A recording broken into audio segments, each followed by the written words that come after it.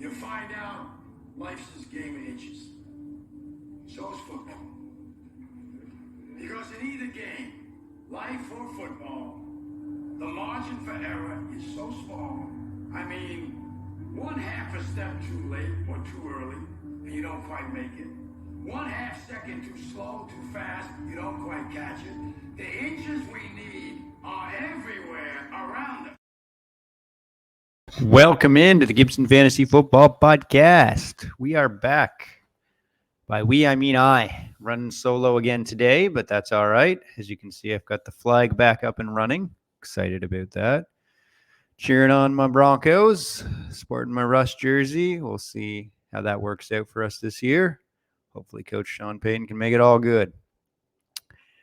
We are back here. I wanted to come back since doing the Bears trade. There hasn't really been like a lot of blockbuster type moves or signings. There's been some big trades, but nothing quite like that, or even quite like some of the trades we had last year with Diggs and Adams and Tyreek Hill and Russell Wilson. We haven't had that happen, so I was kind of holding off to see what might happen.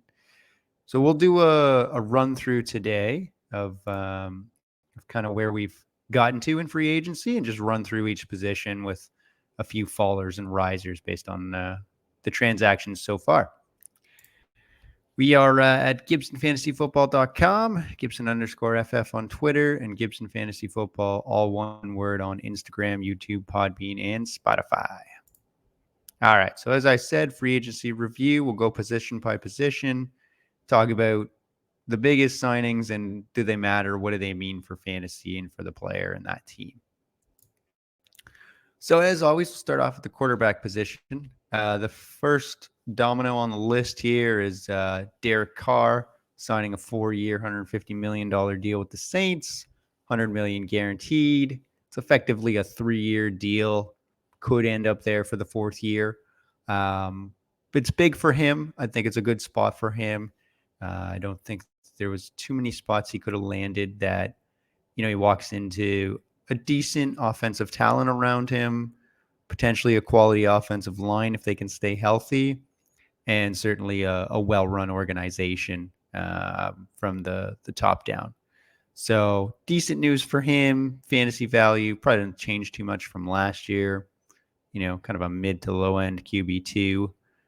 Might have some spike weeks, but those aren't really his style, his expertise, if you will. He doesn't tend to have those big games, especially now if he's not going to have Devontae Adams. Decent news for Olave. It's an upgrade for sure from the Andy Dalton, Jameis Winston experience that he had to deal with last year. So happy to hear that. And they brought back Michael Thomas. They did bring back Jameis Winston as well, and they brought back Juwan Johnson. So he's got enough weapons around him to make it work. We'll see what happens with Kamara at running back, but we'll get there with him and his newfound partner. So overall, decent for Carr. Good news for Olave. Pretty good move by the Saints. Jimmy G was the next biggest. He went to the Raiders to replace Carr. 3 years, $72.75 million. Only 45 guaranteed. Again, probably be there for 2 out of the 3 years, maybe a third. And pretty nice move financially for the team. You get a quarterback that's probably a little below Carr, maybe not as good on the deep ball. But overall, pretty good in terms of win-loss record. One of the best in that category, and almost as capable, just not necessarily as reliable, a little more injury prone, or has a longer injury history, if you will, than Derek Carr does. So that would be the one area that there's a little more risk there. And they let Stidham go, so I don't really have a competent backup behind him either. So it's a little riskier for Devontae Adams. I think it's a little bit of a downgrade for him. So that would be the main person affected. We'll talk about Waller later. Doesn't affect him now. And then we'll talk about the other pass catchers there as well. But yeah, Jimmy G kind of same, maybe a spot or two below Carr, but not somebody you're super pumped about for fantasy. He's an okay QB2 in a super flex or 2 QB league, but not gonna get you excited. And then there's about 5 players who signed with teams where they have a shot to be the starter. 4 really, but probably I shouldn't say probably won't be, but may not be, right? So Andy Dalton goes from the Saints to Carolina. They've obviously traded for the number 1 pick, so we know they're going to be drafting the rookie. Odds are it's going to be CJ Stroud, and odds are he's going to start day 1. But should he not be up to speed or something go wrong or whatever, and they don't want to start him right away, Dalton might find himself in a position to be the starter there. Baker Mayfield goes to Tampa on a 1-year deal. That's a pretty good one for him. I think he's got a legit shot to take the job from Kyle Trask. You could argue Kyle Trask has to take the job from him because, I mean, we haven't seen anything from Kyle Trask to indicate that he's ready to be an NFL starter. So I think Baker's got a good shot to lead the way there, which is good news for him, not such good news for Tampa Bay. Their pass catchers are going to take a hit, unfortunately. And then Gardner Minshew over to the Colts. They're kind of in the same spot there. The expectation is that they're going to be grabbing somebody. They're sitting at number 4. So as long as Arizona doesn't trade out of there, they should be able to grab Anthony Richardson at 4, which is my guess. I would say that's probably what happens at this point. But somebody could trade in at 3, or they could try to move up to 3. It's hard to know for sure. So decent move for Minshew. He's got a shot to be the starter there, depending on what they do. But he'll at least be in the competition. And then Sam Darnold. What a wildly great move by him. Jumps over to the 49ers, gets into that mix with Trey Lance and Brock Purdy, who are both coming off serious injuries. Trey Lance certainly well ahead on the timetable, expected to be good to go before week 1. Brock Purdy, a little more questionable, but he's there now. He's in the mix. John Lynch, the GM, came out and said that he expects him to compete for the job, and all 3 of them are a competition, and it's Brock Purdy's job to lose. So, I mean, there's a real shot here, albeit a long one, that Sam Darnold could be under center come week 1. That would be kind of an insane move by the organization based on what they invested in Trey Lance. But at the same time, Kyle Shanahan's never shied away from putting in whoever he thinks has the best chance to win that week. So if that's Sam Darnold, then lo and behold, we might see him under center come week 1. For X, so as I said there, good news for a lot of them. They made some moves that are going to position them to be starters. Let's shift over to the wide receivers. Like I said, not as exciting a class as last year. Not too many big moves, but a couple that are worthy of talking about anyway. So Alan Lazard goes to the Jets on a 4-year, $44 million, with half of that guaranteed. Further, amplifying the expectation that Rodgers is going to be there with him. Good news for him. He'll stick with Rodgers. Bad news, though, he's going to be firmly behind Garrett Wilson. So, I mean, in Green Bay, I guess you could say he's firmly behind Adams up until last year. He did okay last year. He sort of took the number 1 role. Christian Watson was arguably the better player, just couldn't stay healthy at the first part of the year. I think he's well suited as a number 2. So we'll see how that shakes out for him. I don't love it for him. I mean, it's okay. I think goes back to kind of like he was with Adams. Maybe not quite to that degree, because I don't think Garrett Wilson is quite the talent that Adams is/was yet, but they're certainly trending in that direction. Jacoby Myers gets out of New England, pops over to Vegas. So we talked about how Darren Waller's not there, so he takes that kind of short yardage role there. Possession receiver. He's a good fit there. He'll be playing with Jimmy G, who's good at making those kind of passes, distribute the ball to playmakers, let them do the work. He'll have to compete with the aforementioned Devontae Adams, so that's not ideal. But after that, I mean, Matt Collins is gone. Hunter Renfro's still there. Hunter Renfro's okay. He did well that 1 year, but there was nobody else to throw the ball to. So I don't think it's a huge hit in that sense. So kind of a neutral move, goes from being the clear number one in New England to being probably the number two, at least 2A in Vegas. Not bad, better passing offense, potentially more explosive. So should still see decent volume and be like a good PPR type receiver. Replacing him is Juju Smith-Schuster, who leaves Patrick Mahomes and the Chiefs to go over to New England. Not good news for him. I mean, sure, he takes over that spot, but he's, never been the same since that rookie season. I mean, at this point, it's certainly an outlier. So I don't think that sort of ceiling exists for him. I'm not even sure like a top 24 type season exists for him at this point. That's probably best case scenario, but that might not even be in the question based on that offense, the quarterback he's got. It's not ideal. We'll see. We'll see if he can stay healthy as well. That's been a big part of his problem. And then after that, we'll move to a trade that was interesting. So Elijah Moore goes to the Browns. The Browns have done a great job of grabbing wide receivers for low cost trades. So last year they got Amari Cooper for, I think it was a 7th rounder. And then they get Moore and a third to send a second. So move down 1 round and they grab Elijah Moore, who comes in and fits nicely behind Cooper in an offense that's already got Njoku and then got some people behind there with Donovan Peoples-Jones and David Bell and Anthony Schwartz and Harrison Bryant. So pretty good cast there for Deshaun Watson. Obviously, off-field issues are always going to ring in when we talk about him. But if we try to put that aside for a second, positions him to be a pretty good option this year moving forward. Certainly jumps him into the top 10. We'll see where he goes once things get rolling and what he can actually do with a full off season. And now that he's had a chance to knock some of the rust off. After that, we got a pair of folks going to the Panthers. So Adam Thielen goes there on a massive deal given his age and durability.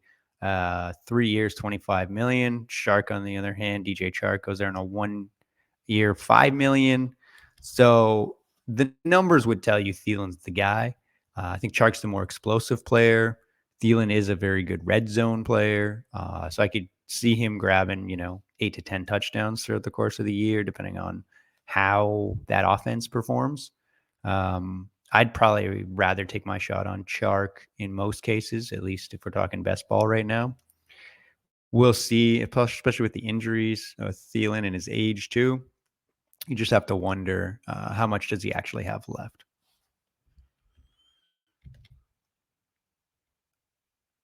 Giants are collecting receivers. So, Paris Campbell, they still got Isaiah Hodgins. They brought back Darius Slayton. They've got Wan'Dale Robinson. They brought in Jamison Crowder. There's too many people there. It's hard to discern any one person.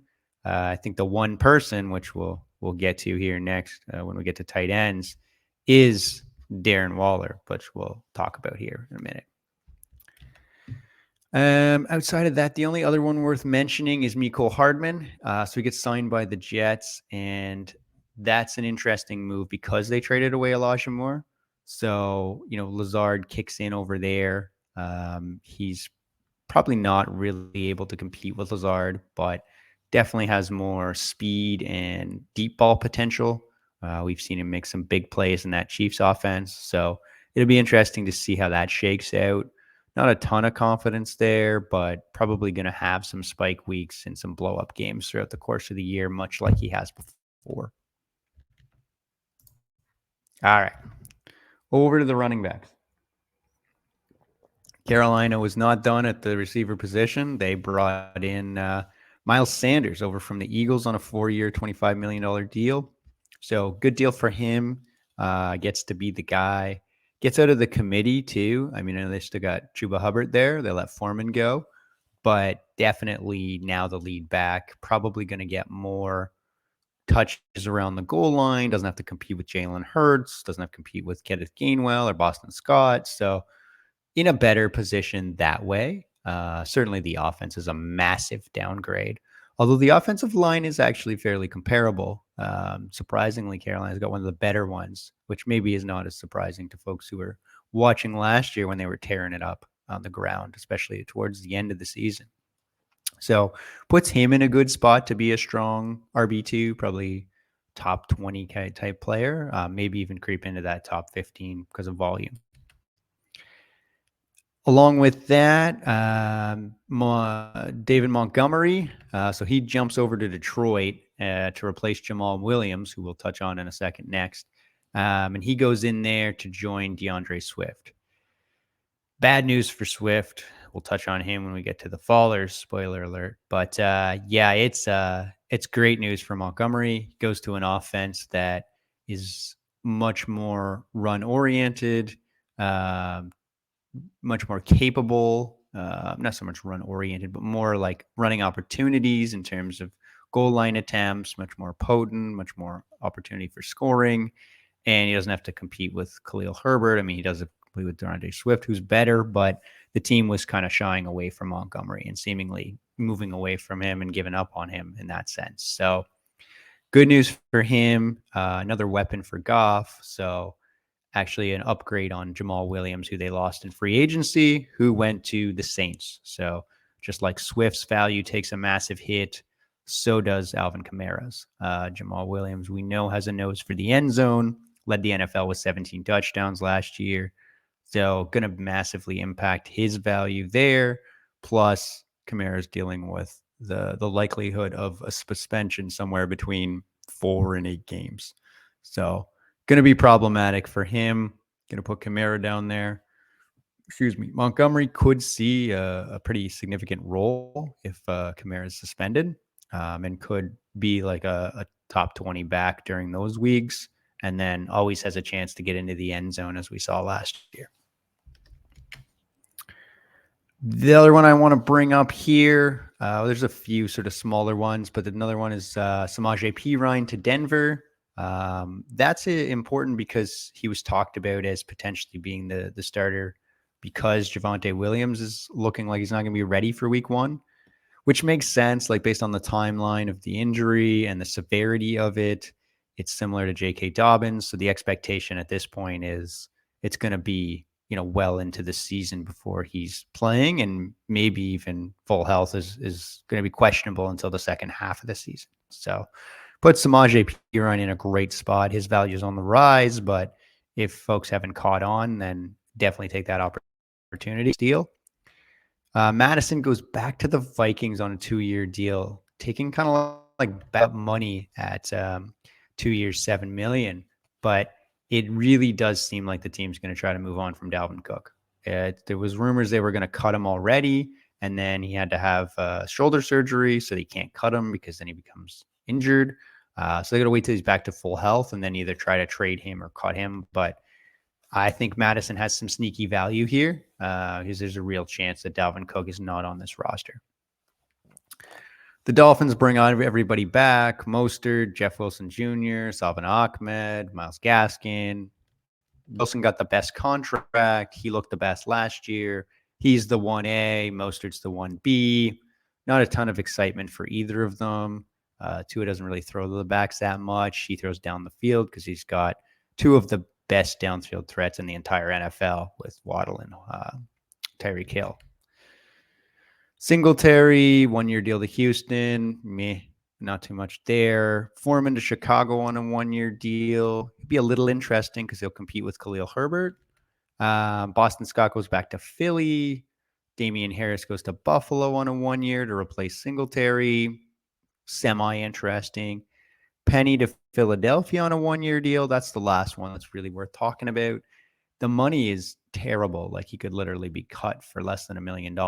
So there's a legit shot they just draft somebody, and if he doesn't work out through training camp or has an injury or something, he could just get cut entirely. But if he can make the roster and if he can stay on the field, which is probably one of the biggest ifs in the NFL, he does present as someone who has some great value. I still would put my chips on Kenneth Gainwell just because I don't think Penny can hang in there and support a workload. And they really liked Gainwell. He's also a better pass catcher.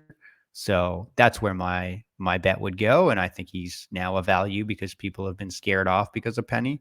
So that would be where I would invest is into Kenneth Gainwell. All right, the tight ends to talk about. So we've kind of alluded to it. Darren Waller with the big trade goes from the Raiders to the Giants. And this is good news for him because he was always going to live under the shadow of Devontae Adams. Then he was going to battle with Hunter Renfrow and now would have battled with Jacoby Myers. Like it was going to be too much for target competition. Goes to the Giants. And as we mentioned, they've got just a slew of wide receivers that are unproven and B-level wide receivers. There is no alpha in that room. He will now be the alpha. And so Daniel Jones is a decent enough quarterback that and could even become a better quarterback. Seemed like he was on the rise towards the end of last year with Dayball there. So great news for Waller. He goes, in my opinion, back into the top 5. So, you've clearly got Kelsey back at number 1, and then you can decide I like Hawkinson next, then Andrews, and then you've got a mix between Kittle, Waller, and Pitts. But I would have Waller 4 or 5 at that point. So I think he's in the top 5. I think he's in good shape, and if he could stay healthy, he's going to have a big year. Other tight ends, Juwan Johnson, we talked about, went back to the Saints. Gesicki, unfortunately, goes to New England on a 1-year deal. Now, Jonnu Smith is gone. He actually went over to the Bears, but Hunter Henry's still there. They brought in Juju. I don't know how much I'm excited about that. We'll see. He might be able to do something there. He's one of the most talented players, but we'll see if that actually comes to fruition.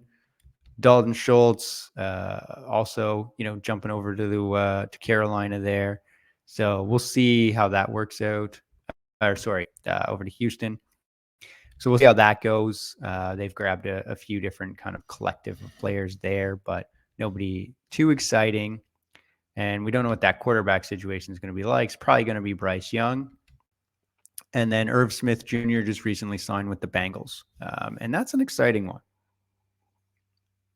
I don't know that he can stay healthy. I don't know if he's actually as good as he once was, but if he can, then, oh man, he's in a dream situation. We saw what Hayden Hurst could do last year. He's the one who went over to the Panthers. So we'll see if he can secure himself a role. But in that offense, with that passing attack and the weapons they have that defenses already have to guard against, Irv Smith Jr. could be a real exciting tight end to grab, especially later in drafts, and best ball with his touchdown upside. Oh, let's jump then to risers and fallers. So we'll do a top 3 here. The 3 biggest fallers. So Schultz is the number 3 there. We talked about that, going from the Dallas offense over to Houston. Didn't get much money. Guys have a worse quarterback, worse offense. It's just all around not a good situation for Schultz. Number 2, Kamara, laid that out pretty well, as between the suspension, between getting Jamal Williams there, between the coaching staff, having some concerns about him. Things are looking poorly for him. And then DeAndre Swift. I am way down on him now. I didn't think he was doing much to get on the field last year. He was losing snaps to Craig Reynolds and Jamar Jefferson, and things were looking poorly with Jamal Williams there. Now you're going to bring in David Montgomery, who's even more talented and can also catch passes. It's just a bad time for Swift. I don't even know. He's not in the top 24 for me at this point. I would probably have him as a top 36 running back, and it's not someone you can rely on. Somebody who's going to give you decent games from time to time. He's like a flex level player at this point, which is kind of a shame because he had, top 10, top 5 potential at one point, but health and the coaching staff, it's just, it's not going to work out for him. All right, the biggest risers. So we'll go with Samaje Perine at number 3, in great shape now to take over the starting role in Denver. Sean Payton loves using his running backs, loves passing to the running backs. So lots of opportunity there. And then we'll go with Darren Waller. We already covered that in terms of all the great things that have happened, transferring over to a team where he's the number one person. Still got a decent quarterback throwing to him, and going to be the lead in the offense there, which is an ascending offense that I think is going to score some more points this year. And then number one, Tony Pollard. So the big news there, Zeke gets cut. He's the guy. They're going to bring somebody in, I would suspect. They only got Malik Davis. They brought in Ronald Jones. They've got Rico Dowdle behind him. So no one to speak of. They probably are going to draft or sign someone else. But as long as it's not a massive name, instead of basically Bijan Robinson, maybe Jamar Gibbs, they could pretty much bring in anybody else. It's not going to matter. Tony Pollard's going to be the guy. So we saw what he could do when he gets that role. I mean, he's consistently a top 12 back. So he jumps into the top 10. I think there's a case to be made. He could even be in the top 5 at this point. So really explosive player, really talented, lots of opportunity there in that run game. Last up here, the still to come folks. So there are a few folks that we haven't seen yet. Aaron Rodgers, everybody in the world expects him to be a Jet, but it hasn't happened, and they're still working out the trade compensation. Lamar Jackson, that one's a little more split. He said he had formally requested a trade out of Baltimore. You got to find another partner, and you got to be able to make a deal. We'll see if that's possible. More time goes on, the more it looks like he's going to end up back with the Ravens, but wouldn't rule out a trade just yet. There's still a possibility. Zeke, we talked about needing to find a new team. He's definitely lost it. He's not what he once was, but just like Jamal Williams did last year, where he could come in and take some goal line reps and grab a few touchdowns and be a contributor, Zeke still has that. And then the last one here to mention is DeAndre Hopkins. So lots of trade rumors. Makes sense for the Cardinals for a lot of reasons. They're not going to be competing next year. Kyler Murray's not going to be healthy for week 1. Even James Conner, I'm surprised they didn't try to move off of him, to be honest. But they're better to just trade Hopkins, get it while the going's good, and then take what they can get for him. Let Hollywood Brown, Rondale Moore, and Greg Dortch carry the torch and go from there. All right, that'll wrap it up for today's show. If you have any questions or if you want to come find us, jump on to Twitter or the website or whatever platform works for you.